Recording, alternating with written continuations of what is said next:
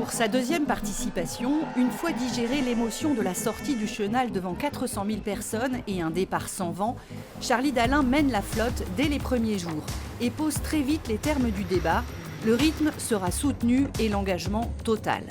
Après un gros coup de vent au Cap Finistère, les alizés sont aux abonnés absents. Je suis en train de surfer une bande de nuages. Je crois que j'ai à peu près tout exploité. La flotte cherche un passage. Les deux vulnérables le trouvent les premiers. Charlie Dalin s'est décalé à l'ouest avec un groupe de concurrents. Il passe l'équateur en deuxième position et saisit la première opportunité qui se présente, une dépression au large du Brésil. Il accélère et prend le train qui le propulse dans l'Atlantique Sud. La cavalcade est impressionnante, 6 records de vitesse tombent et un quatuor dépose les autres, Dalin, Ruyant, Richaume, Simon. Le skipper de Massif Santé Prévoyance passe le cap de Bonne-Espérance en tête. Premier cap de Bonne-Espérance comme il y a 4 ans. Dans un océan Indien plutôt clément, Charlie Dalin et Johan Richaume s'échangent la tête de course. Regardez qui est là. Ce ne serait pas ce renégat de Johan Richaume.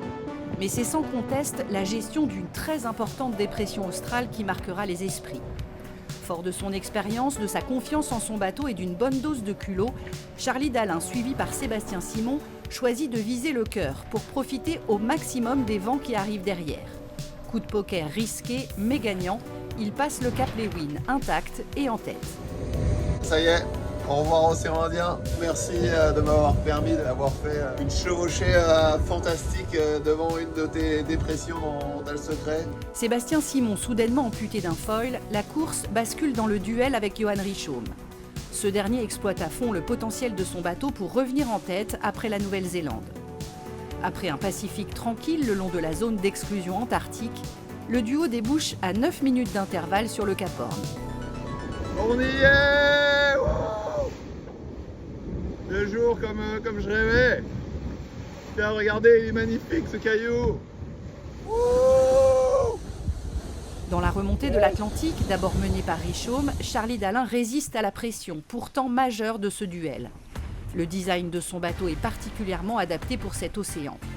Il profite du passage du front froid semi-permanent au large du Brésil pour reprendre l'avantage. Lui, qui n'aura jamais exposé ses faiblesses ou ses avaries, passe l'équateur en tête. Un grand moment. Dernier coucher de soleil dans l'Alizé, du Vendée. Commence à faire de plus en plus frais là.